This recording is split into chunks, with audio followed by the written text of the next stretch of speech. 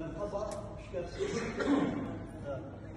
Bu yani dini alım olsun, yani fen alım olsun, tadqiq qilish, kitap yazış intayin ig'ir mushaqqat ish.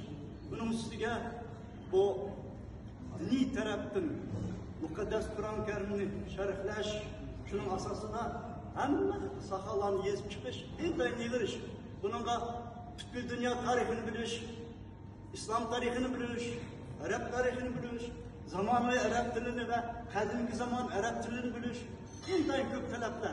Şunu hammasini yengib, şahsen özüm her günü degdekla bir nima tushunmay qolsam, 2000 savol javob degan kitobga shay qarayman, shuni asos qilman.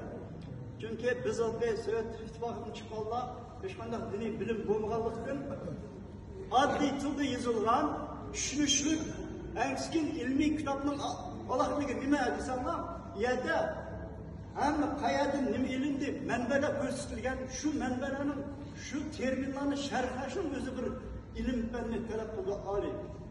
Xudoga ming shukr, mana dunyoviy islom dinidagi saviyalik aramizda o'lmazat bor. Umuman hozir Uyg'urlar bu yo'nalishda yuksak ketdi. Siz yaxshi bilasiz, mana İstanbulda merkez qilgan Sharq Turkiston o'limalar birligi bor. Hatta vallahi shayar, hatta shundan. Bularmiz shu